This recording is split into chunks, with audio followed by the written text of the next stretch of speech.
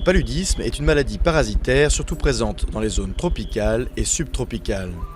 Les principaux symptômes sont fièvre, maux de tête, frissons et parfois vomissements et diarrhée.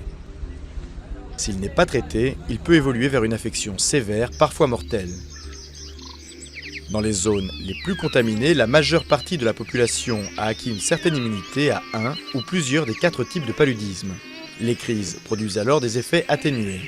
Mais les personnes à risque, notamment les jeunes enfants, sont des victimes faciles.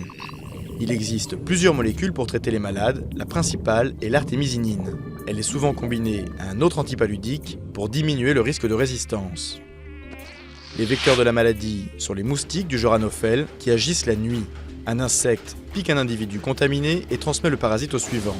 La présence de l'infection est ainsi très liée à celle des moustiques et donc au climat. Les épisodes de pluie sont très favorables à son développement. La lutte contre le paludisme passe par la prévention. L'usage d'insecticides à effet rémanent dans les habitations et les moustiquaires imprégnés restent les principaux outils pour diminuer l'incidence du parasite. Dans les années 50, l'Organisation mondiale de la santé, OMS, a lancé une campagne visant à l'éradication totale du paludisme. En 2011, 3,3 milliards d'êtres humains étaient encore exposés à la maladie, selon l'OMS.